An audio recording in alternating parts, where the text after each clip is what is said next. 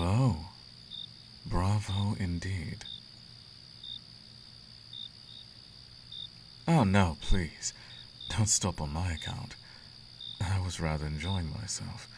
Your voice is like nothing I've heard in centuries. As soft and as rich as the deepening twilight. Forgive you for what, darling? Didn't I just say I was enjoying myself? What could you possibly have done to offend me?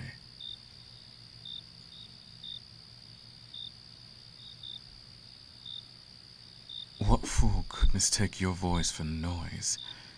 Clearly they have no taste. Besides, even if the rules do say that slaves should be silent, am I not the prince, the lord of the abyss himself? The infernal mountains themselves would crumble if I told them to. So, if I say you may sing, then you shall. In fact, I say it would be a crime for anyone to silence you. I haven't seen you around before. Surely I would have remembered a lovely little thing like you.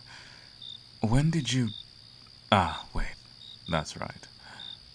Asfoldar told me we had gotten a new shipment the other day. You must be one of them. Who are you, my dear? What's your name?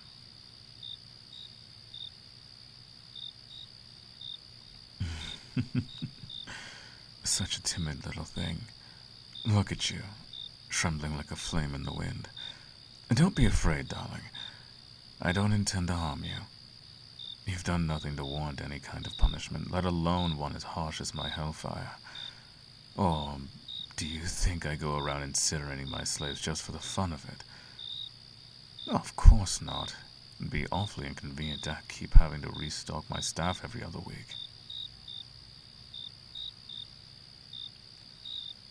Well, it's good to see that you know your place. I can hardly hear you with you kneeling like that. Your head is bent so far it's practically touching the ground. Stand up. That's right, my little songbird. On your feet. Your Infernal Prince commands it. That's better.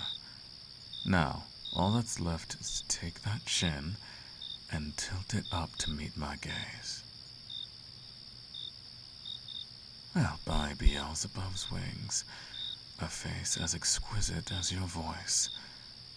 Are you a siren, then? Are you a siren, then? At least partially one, given your talents.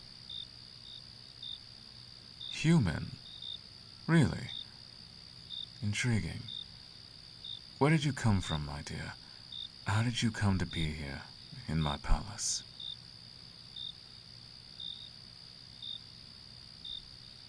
I see. So you were stolen from the mortal realm during a raid. The slavers brought you here to Silsoran and sold you to the palace. What do you do here? Ah, but if you usually work in the kitchens, then what are you doing out here on the terrace? Ah, of course. Hence the scrub brush and the bucket of soapy water. This isn't one of your regular chores, then. In that case, I suppose I'm quite fortunate that I chose this time and place to take a break.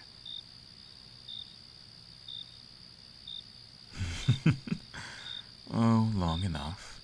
3 or 4 songs, perhaps. Look at those cheeks, glowing like the burning coals. They even warm to the touch. Just when I thought you couldn't get any more radiant, you're making it harder and harder to keep my composure.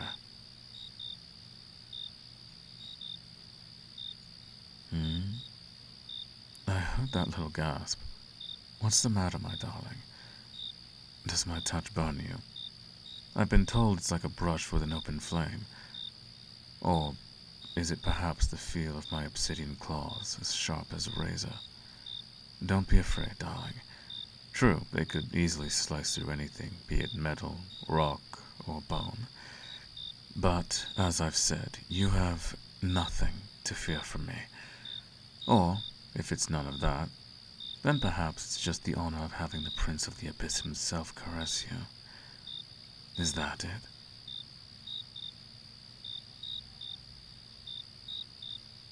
Well, I suppose that depends. What is it you wish to ask me?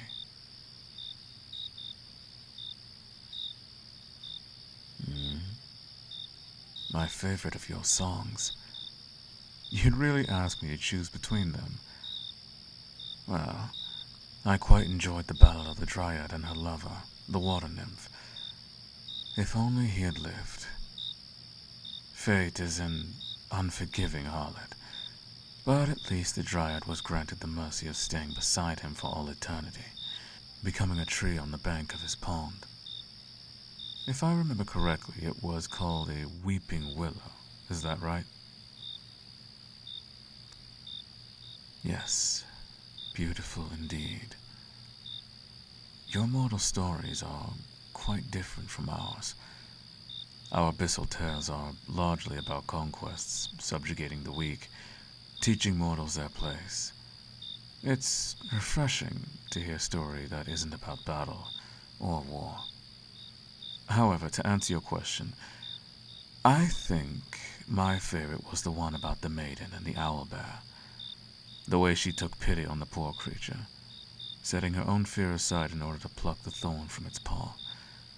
I admit it was somewhat cliché that the creature ended up being a prince in disguise. But even a demon like myself can appreciate a happy ending.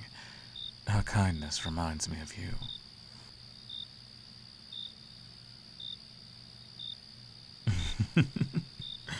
You're humble on top of everything else. A voice more alluring than a siren, beauty to rival Lilith herself, and tenderness that's withstood even the cruelest blows of fate. And yet, you slave away in the kitchens.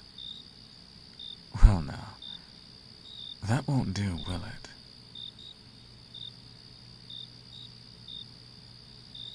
Oh no, my little bird. Put that brush down. You won't be scrubbing anything else today. Or ever again, in fact. You, take my little bird to the East Wing. Give them a room of their own, some new clothes, and full access to the baths. They are to have all the privileges of the harem afforded to them. And if anyone dares argue, let them be flogged. That's right, my dear. You are no longer a mere kitchen slave. As of now, you are part of my harem. Never again will these beautiful hands be split and chapped from the harsh soap and scrubbing. Instead, you'll spend your days reclining on silken couches. You'll be given fresh food, warm baths, private gardens to walk in. You can sing to your heart's content without fear. And your only task will be to serve me, however I deem fit.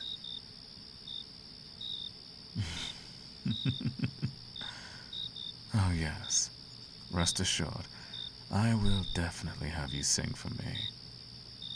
However, your voice is hardly the only alluring thing about you, darling. Your singing is beautiful, but so is the rest of you. If you continue to please me, you may even receive the ultimate honor. Yes, that's right. Imagine a mere human, a former kitchen slave, getting to share the bed of Prince Boromaz himself. There's that humility again. Please, don't think yourself unworthy, my dear. My word is law, after all. And I say, you are as worthy as even the highest nobles in Silsalan. What? Oh, my darling. Still with that endearing shyness. Come now. You wouldn't seriously think of going back to the kitchens, not when I've offered you the world all in an instant. You must simply be overwhelmed with your good fortune. Yes, that must be it. Well, I assure you it's not some sort of cruel trick. It's real. You truly get to be mine. Now, run along and get yourself washed up. Make sure to keep yourself presentable. I don't know how much longer I'm going to be able to restrain myself. Until we meet again, my little songbird.